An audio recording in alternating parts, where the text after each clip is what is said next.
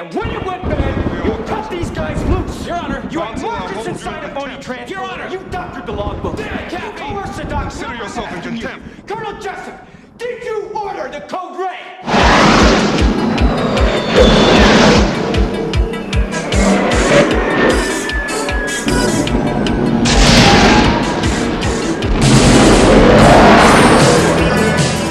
I'm gonna send you up against the best. Yes, sir. You two characters are going to Top Gun. For 5 weeks, you're gonna fly against the best fighter pilots in the world. You guys really are cowboys. I am dangerous. And this school is about combat. You cut these guys loose. Your Honor, you had markers inside a phony transport. Your Honor, you doctored the logbook. Captain, Orthodox. Consider yourself in contempt. Colonel Jessup, did you order the code red?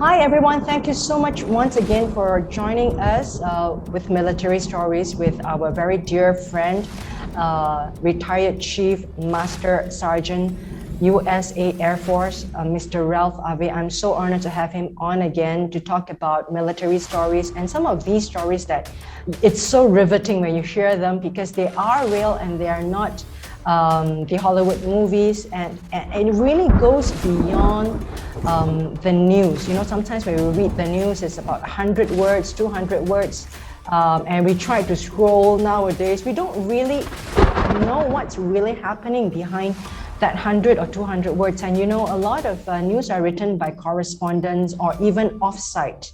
They try to report something that from afar. So we never know what is really going on in there. So today, I would love to have Mr. Ralph Ave again with us so that he can have his take to let us know his opinion, his thoughts, his thinking, his experience, what he has seen, what goes through his mind, what were the emotions, and what are the afterthoughts, particularly now when he looked back those times and as he watches the news. Welcome, Ralph. Would you like to say hello to the Singapore and the Indo-Pacific audience and the international audience here?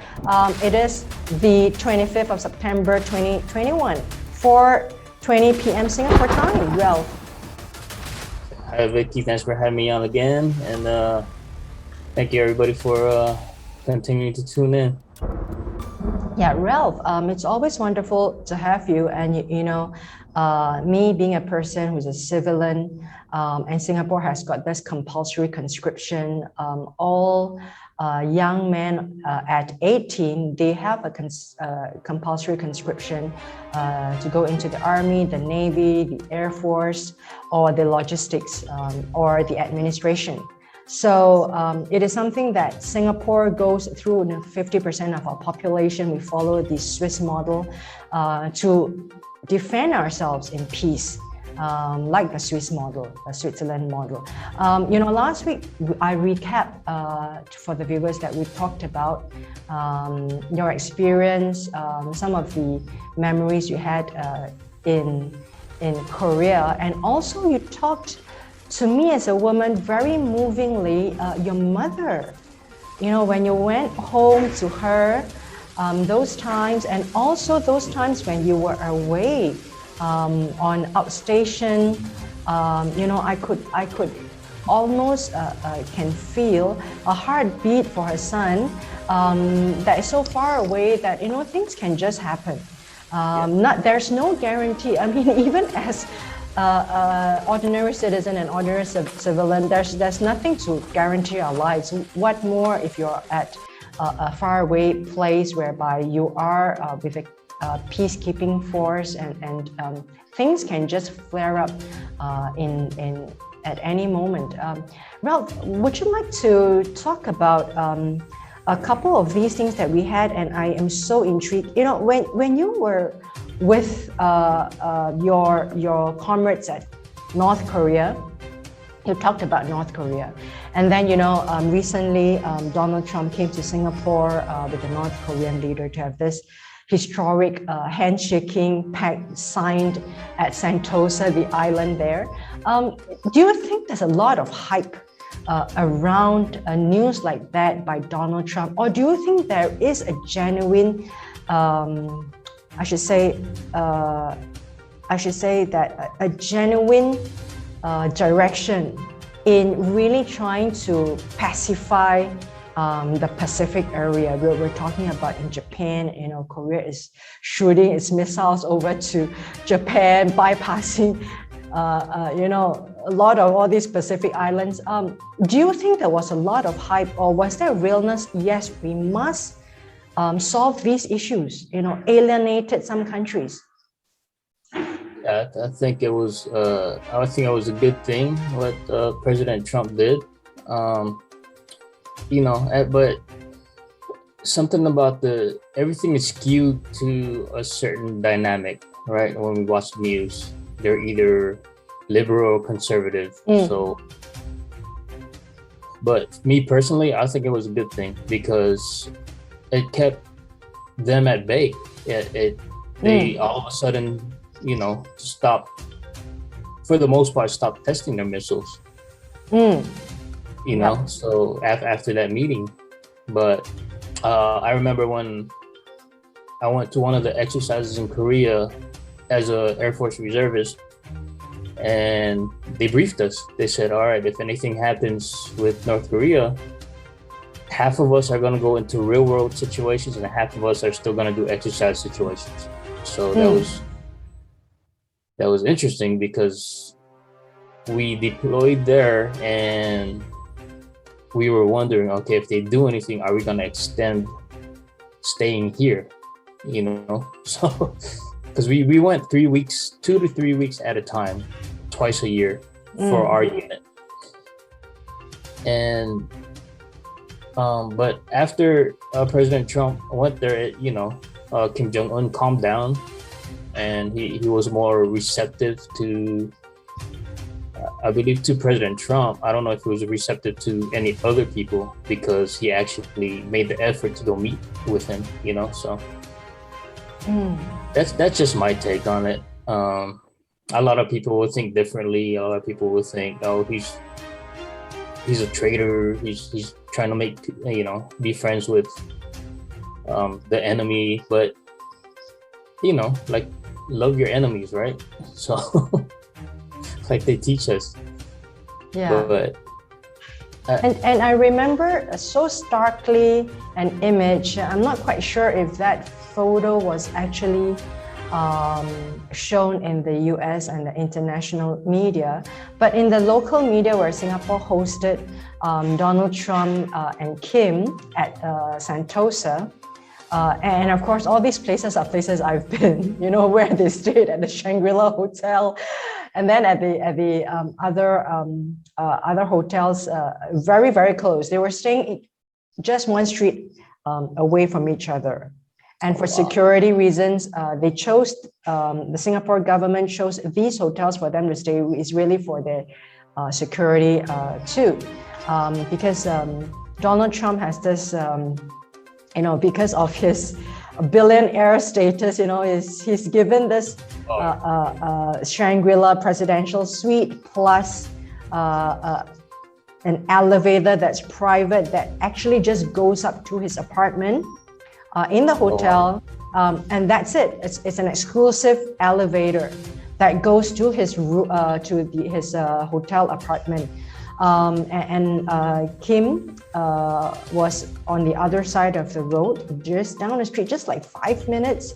A really beautiful boutique hotel, very well designed, and one of the best 5-star hotels there. And then when they met at Sentosa, there was this photograph that showed Donald Trump walking Kim in the garden, like just talking like a friend. And it's not like seated in a conference. Usually they are actually standing at the podium, or they're seated, chair against chair, but they were just walking and talking. I think Donald Trump brought his vibe as a business person. Like, you know, that's why a lot of business deals are actually made at the golf course. That's why businesses are being talked and negotiate on the golf course, even in Singapore. Because when they talk and when they play the golf, they have this time to relax. They've got time to themselves when no one is around. They're actually more open because you're actually in a very open and a very gentle and green environment. People are more open and there's tendency to calm the nerves down. So I saw that in Donald Trump, and I saw that in the photo. He was actually walking the young Kim in the garden, just like as if he was in a golf course. And that kind of blew my mind. And that came to me because he was really doing it like a business deal. And I think a lot of credit should go to Donald Trump, whatever you call it. He wanted it the limelight. I mean, people do it for different reasons, right? Some people do it for power. Some people do it for influence. Some people do it for money. Some people do it for limelight. Some people do it the media. Hey, if it works, right? So, and I think in this part of the world, in Singapore, where the heat is on, in ASEAN and Southeast Asia, you are right to say that people just wanted peace. And reaching out to your enemy, like now reaching out to the Taliban, may not be a bad thing because you're recognizing their existence and not just shoving them under the carpet, Ralph. Yeah, so Trump also reached out to the Taliban, their leaders, and they had a plan to get out of Afghanistan, according to what he said. But the problem is with this new administration, they just left.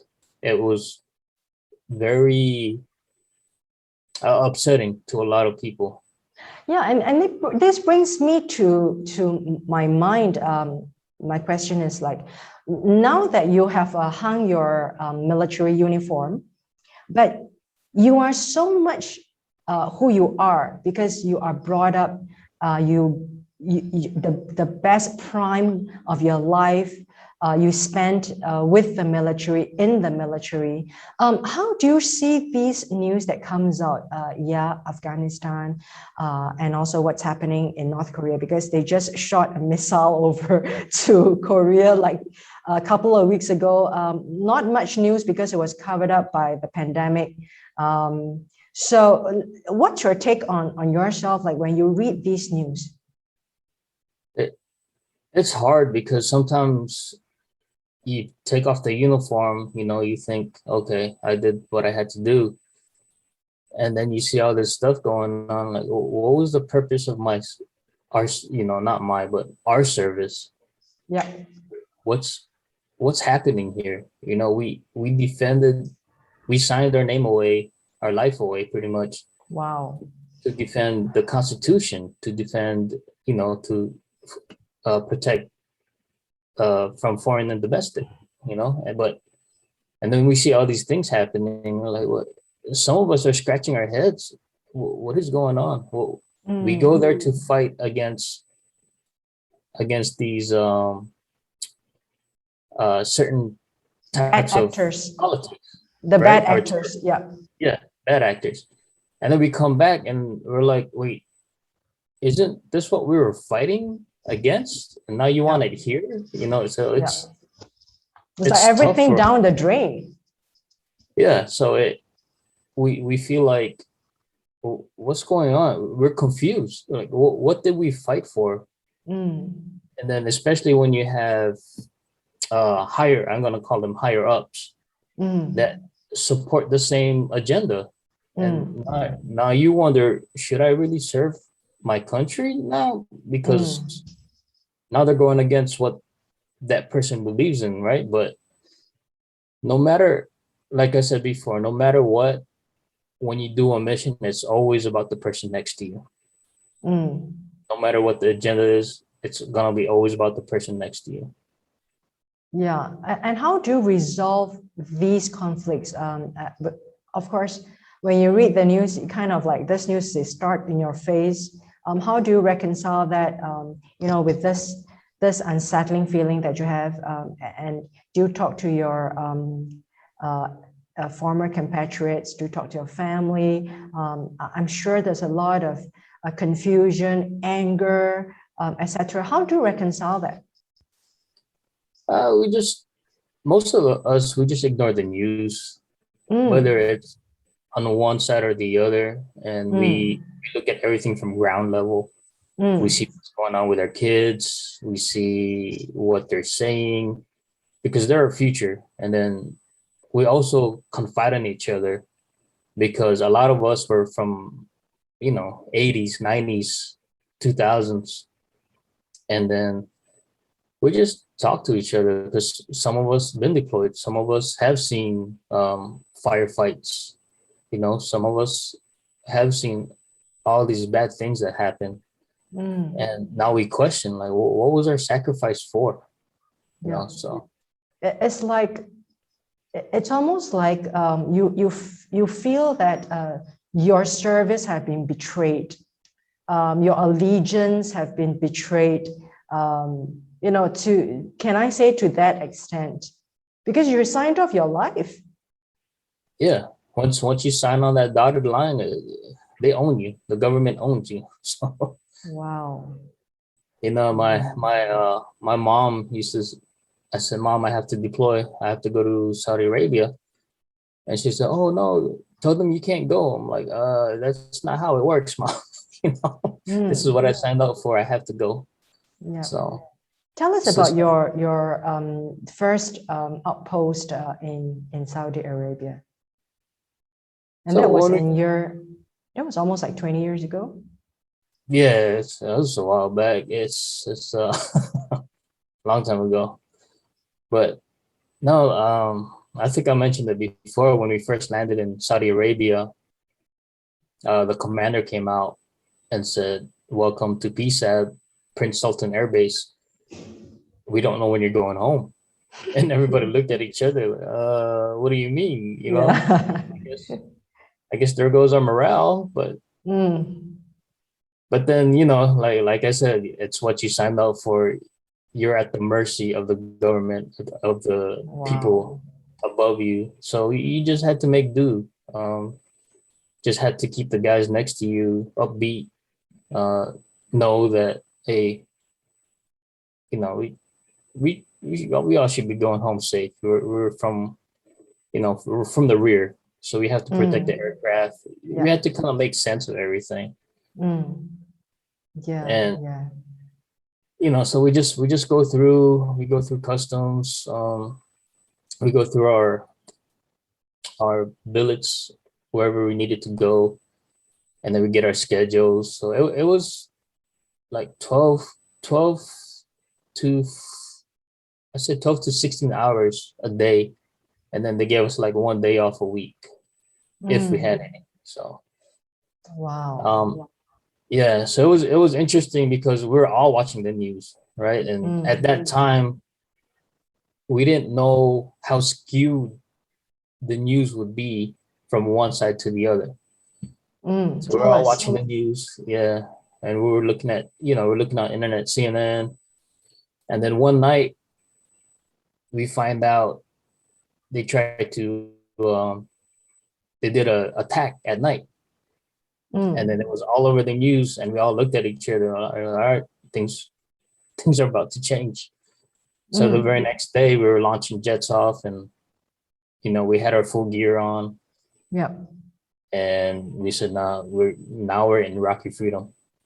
Wow. Operation Iraqi freedom. So So we changed. you are saying that was in the middle of September 11. Yeah, that was I guess that was the aftermath of it. Aftermath, yeah. Yeah, because after September 11, they went straight to Afghanistan, right? So, and then Iraq, I guess they were considered harboring terrorists. Sure. Because of mass destruction. So they were. The Al Qaeda were there, yeah. And they were protecting those guys too. So we would hear stories about Iraqi aircraft flying over the line. Mm. I forgot what that line was called. And the pilots would punch their tanks off, and then they would fly back. They would keep teasing the U.S. pilots. Wow.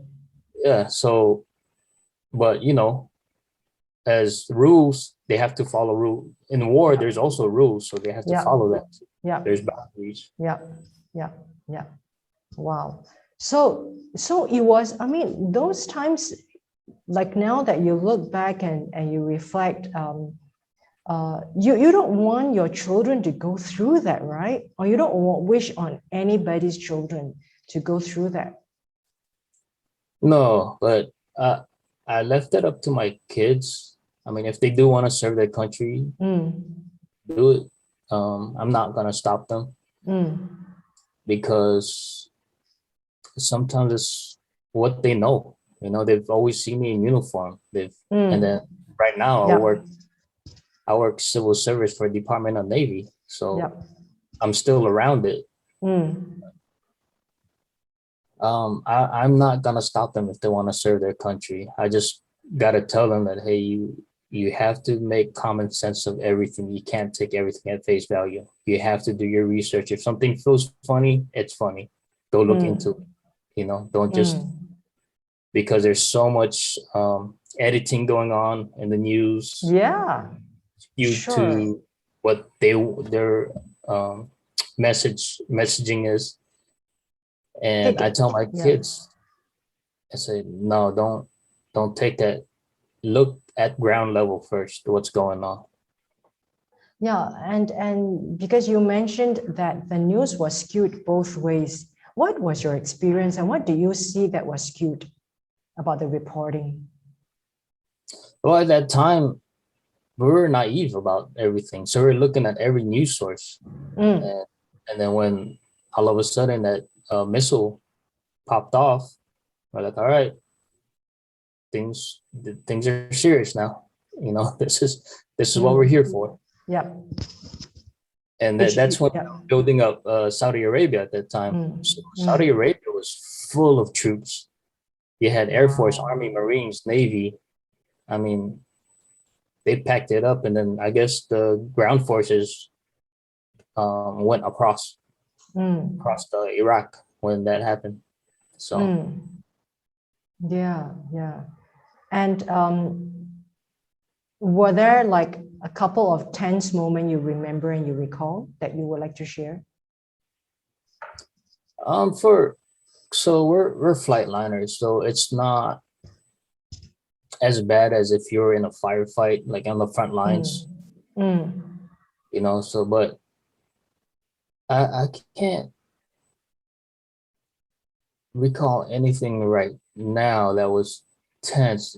I think the most tense was when we switched over, because now we had to wear our battle gear. We had to wear all this extra gear now, and now it's in your head like, okay, we're in a war. This is what we trained for every time.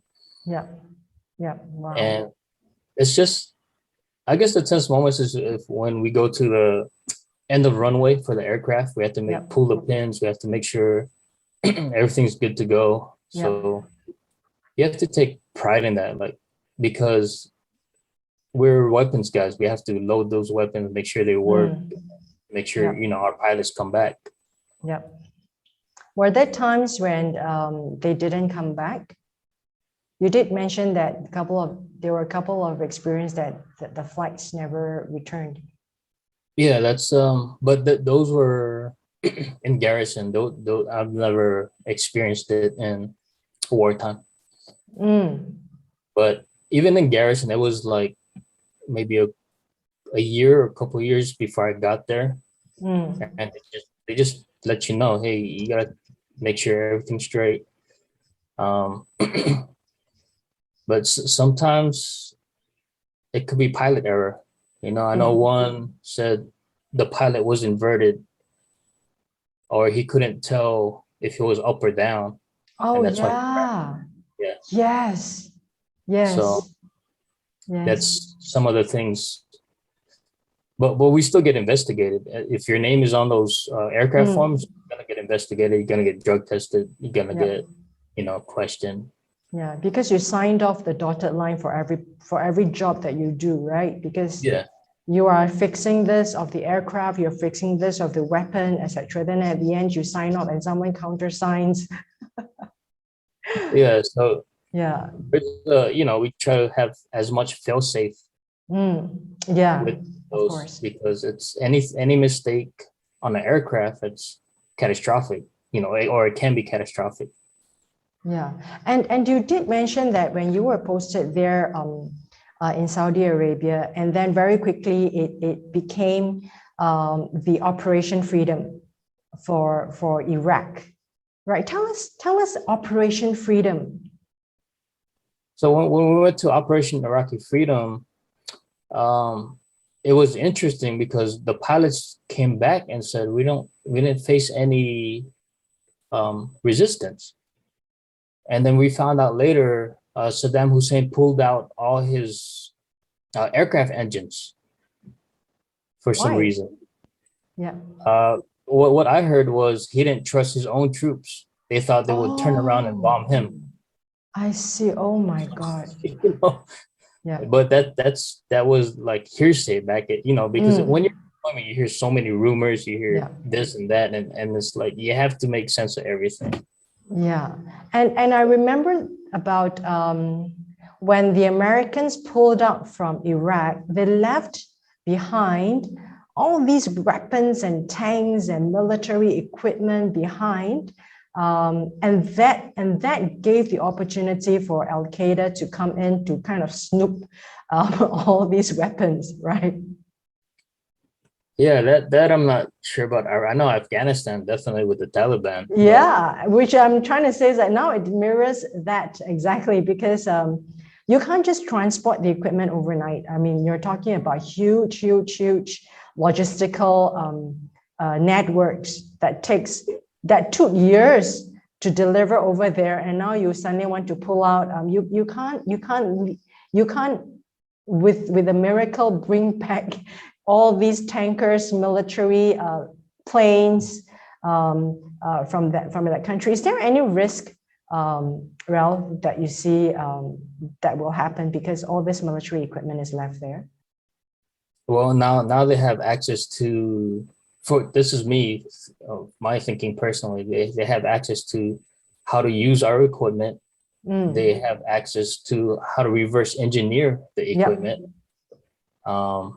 Now they can practice with our equipment, so that makes them even more lethal because, the U.S. takes pride in their military, always having top of the line things, top of the line weaponry. And now they have access to all these assets that we should have protected. And now what's the fight gonna be like now? Yeah. Is there any concerns among your compatriots regarding this too? Yeah, we pretty much think the same way. Like, why they leave so suddenly? Why didn't they take their equipment out first, and then the Americans out, and then the military? The military should have been last. Yeah, and I'm just trying to juxtapose this. I'm not a political person. I'm just reading the news, and I may be wrong, because according to Donald Trump, he says, "Why do you want to announce this to the world? What we do? You don't have to tell the enemy what we're going to do, right?" And I think that in some sense is correct. You don't have to announce through the media or anything. What would you think would have happened if it had been the previous administration in dealing with this? Just your take. My take, I think it would have been better preparation because, yes, he said May. What was the date? May 1st.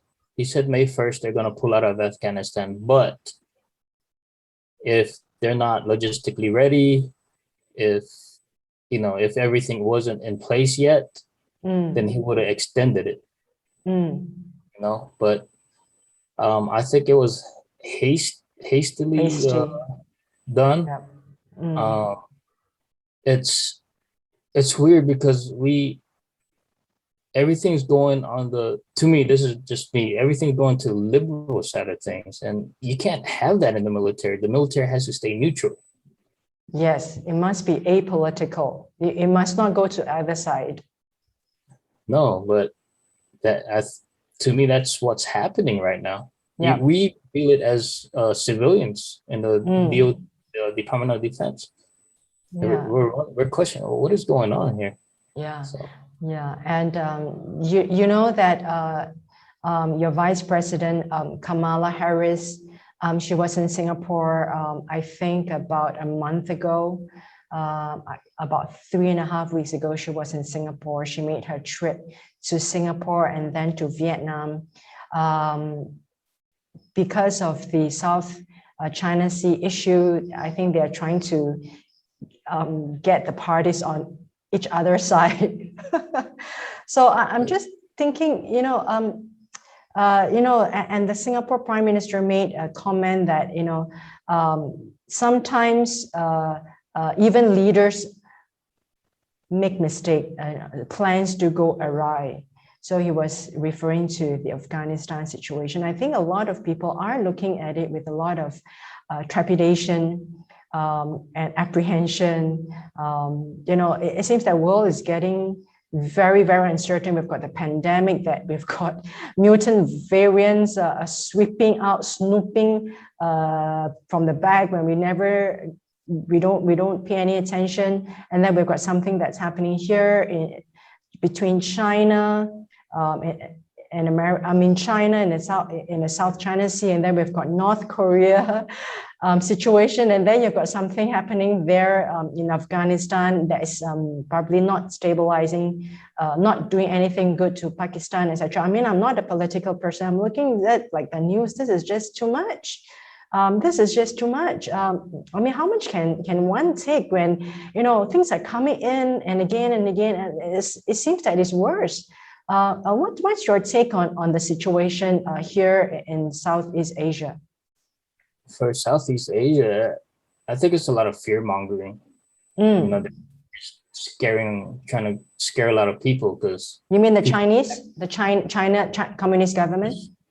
Just the news alone. Because we don't know who's tied to who. We don't know who's our allies and who isn't. Right now, I'm confused who's our allies and who isn't. Yeah. Because this administration doesn't really give a clear vision. Yeah. And here, I don't know if it's because it's in Asia that a lot of the news here, whatever I pay attention to, it's more focused on the Middle East for some reason. Okay. And what every time Kim Jong-un would launch a missile, then everything would shift. So I don't know. I think it's a lot of fear mongering. I wish the news. I wish there was a station where it's just all good news. Yeah. I think it's kind of like not looking good for the ordinary people. We're trying to just live right now. Yeah. What you're thinking? When you're in the military or like yourself, you must keep abreast on geopolitical situation anyway, right? Yeah, when I was wearing when I was in the uniform, we can't talk bad about our leadership. We can't, our president or anything, our Secretary of Defense, we couldn't say anything or else we'd get in trouble because it's in our, what do you call, not bylaws, but it's part of our military discipline. So, and they teach you that in basic training. So yeah. So what do you think about what happened in Afghanistan, that there was a sudden pullout, and you felt that even from a civilian point of view, there isn't any plan, etc. and then it paints to a very uncertain, destabilizing future. And also that coupled with what just happened, like last week, that America signed this kind of trilateral treaty with Australia and Britain to kind of like have this submarine deal for this region, you know. What do you think about this? I mean, are things going too fast, too unforeseen, and will the world go like, I mean, the unstable is not the word. I mean, will the world really go, I think, be in such an unpredictable situation? I mean, there was some kind of playbook before, right? But now it seems like, you know, things are really jolted out.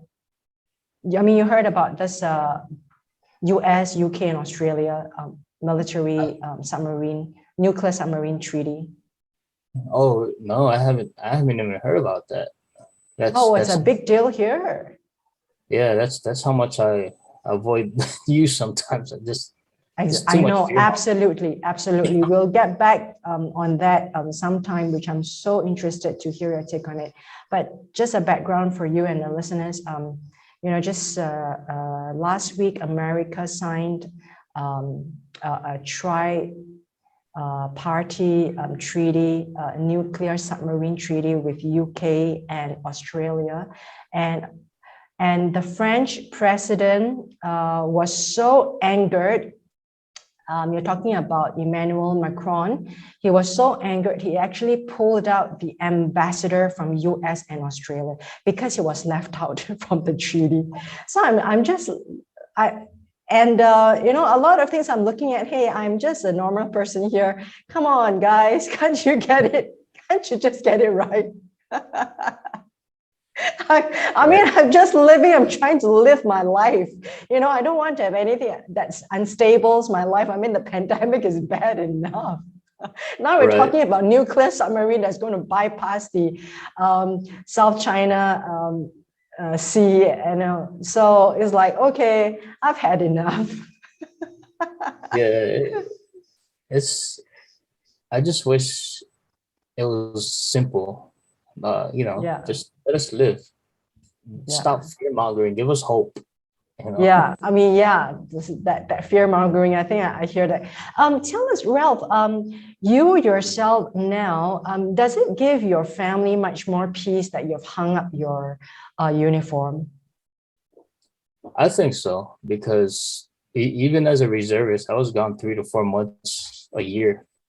And then with my job, I had to travel with my job too. I was gone from my job maybe at least 1 to 2 months a year. So that was almost half of the year I was gone. No, I think from what they know, what's going on, what they see, they're happy that I retired. And I told them, I said, you know, 20 years, I'm done. Yeah. So may I ask that your mom, she's still healthy and she's still you know, with you? Oh, my mom, she was living with us for a while, then she went back to Hawaii because, you know, she didn't really like the small town. She really liked Hawaii because she can take the bus, go where she needs to. Oh yeah, of course, that's her home. That's where she like had her life. How did your family react, like your mom particularly, when you say that, hey, I'm going to retire in a couple of years, or when you try to break the news to her first? How did she react? I think they were happy. I mean, they were all at my retirement ceremony, so I was happy about that. Happy tears. Yeah. So, and for me, it felt like a relief. Like, even though, like I said, even though I was a reservist, we still had to do work off duty. So you know, you do your 2 days a month, 2 weeks a year, but I've always done more than that for some reason. Yeah. And sometimes at work, my civilian job, I have to take a break, or during my breaks, I have to go check in on the guys that were deployed to make sure that everything was okay. so I wasn't really off duty. Yeah. And then between, I would check on my guys, saying, "Hey, what, everything good? You good for the next weekend?" I would tell them, "Let me know if you have any issues. Just let me know right away, so I can settle it with our supervisors." Yeah, it's also what happens here in Singapore, because a lot of men, after their 2 years of compulsory conscription, they do have to do their reservists.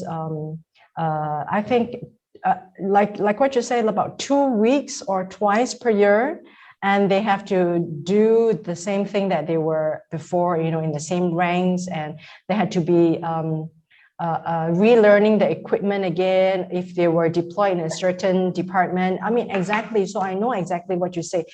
Before you say goodbye, because we've got such a great 40 minutes or so, a final question to you, Ralph. Yeah, we talked about you looking at the news now. You're trying to kind of like, okay, you cut yourself away and not try to look at it. And if you do, it kind of pains you in there. You try to like control and suppress your kind of feeling, which I think I can understand. Tell us if in those times, right, when you were there,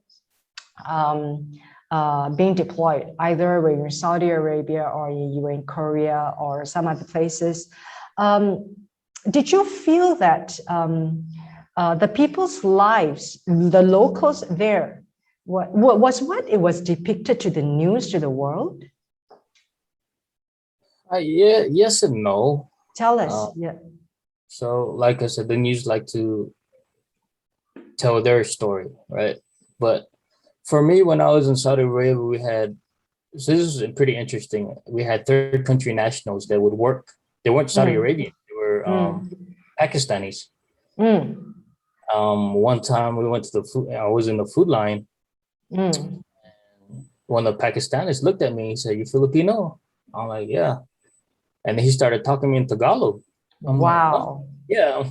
What? So, and they were really nice. They really respectful and not what the news portrays sometimes. Yeah. And I got to know them every time I went to chow, to mealtime. And one time, we started just at mealtime, right? We started getting closer, and he's like, steak night. He'd be like, "Hey, pare," like pare means like friend or pal. Yeah. Tagalog. He says, "Hey, you want 2 steaks?" I'm like, "Yeah." So he gives me 2 steaks, and the guy behind me says, "Oh, can I have 2 steaks too?" And he goes, "No." So he treated you better. Yeah, because I was Filipino, and wow. But I showed them the same courtesy, Yeah. Because I always believe in treat people the way you want to be treated, no matter what, no matter what you hear about it, no matter what. And then that's my experience with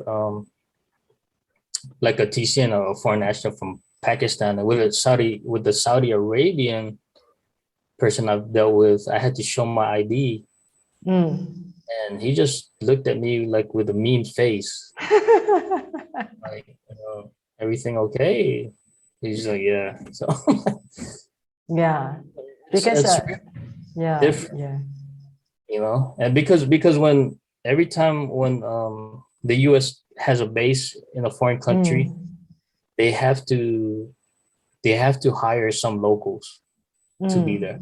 And then TCN, there's third country nationals. So where I was at, there was Saudi Arabians, there's Pakistanis, and I believe there was some Filipinos too that were there. Yeah. So wow. Yeah, that's my experience, because we weren't allowed to go outside of the base in Saudi Arabia because of the terrorist threat. Yeah. So we stayed on base, and then we just did whatever we had to do. Hit the gym. They had a basketball league. I played in that one. And then sometimes you have friends that you were stationed with at the base before. Like I was stationed in Korea with this guy, and then we go to this deployment, and I see him there. He went to Misawa, the air base, and I went to Kadena, and we met up with each other over there again. And then it's funny because in my civilian job, when I had to travel, I met up with him again. He got out of the Air Force too. I'm like, what's going on here? So yeah, so we're still friends to this day. Yeah. But it's pretty wow. interesting how you meet up. It's such a small military is such a small community. You're gonna meet again somehow, some way. Yeah, and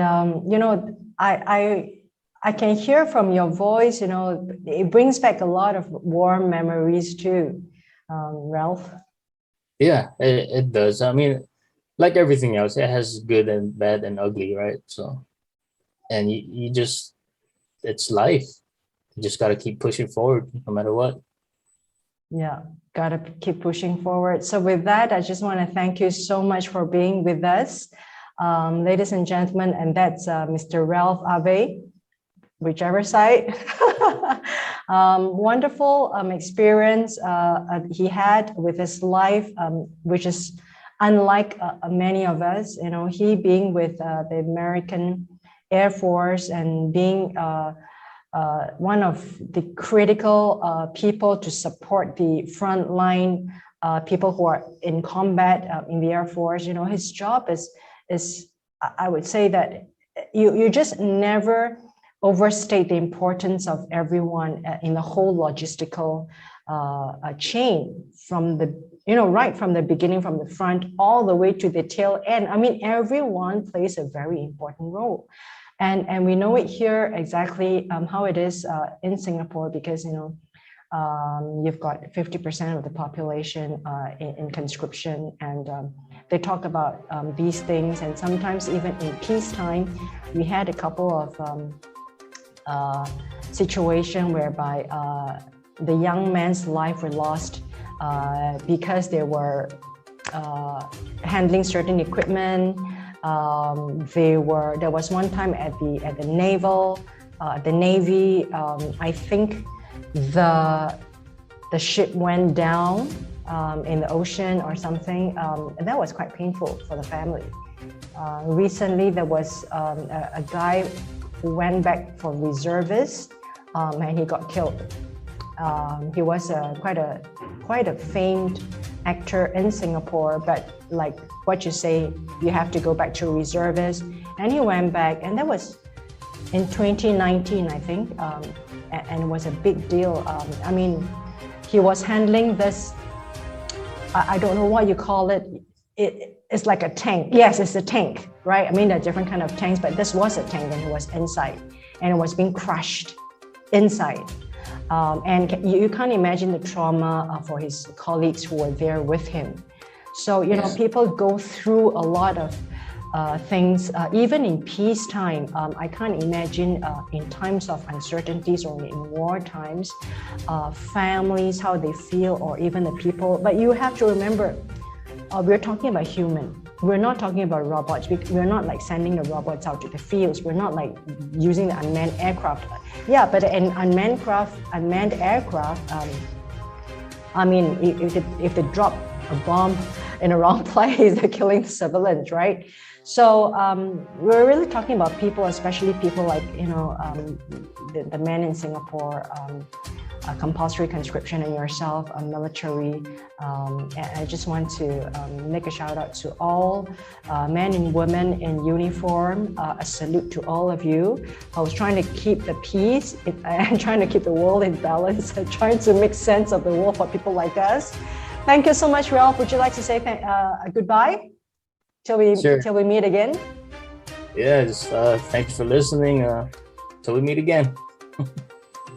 I mean, such a wonderful time with you, Ralph. I can hardly wait for the next session. And when it went bad, you cut these guys loose. Your Honor, you had markers inside a phony transport. Your Honor, you doctored the logbook. You coerced the doctor. Consider yourself in contempt. Colonel Jessup, did you order the code red?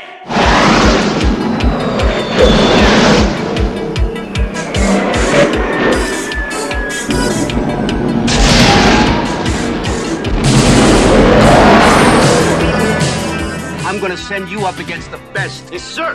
You two characters are going to Top Gun. For 5 weeks, you're gonna fly against the best fighter pilots in the world. You guys really are cowboys. I am dangerous. I'm in this school that's about combat.